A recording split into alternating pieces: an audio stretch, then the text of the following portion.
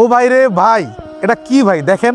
আসসালামু আলাইকুম প্রিয় বন্ধুরা, আজকে আপনাদের জন্য নিয়ে আসলাম কম দামি বাজারের পক্ষ থেকে ক্যালিগ্রাফি ডিজাইনের মানি ব্যাগ, কাঁধের ব্যাগ এবং একটি ছাতার কম্বো প্যাকেজ।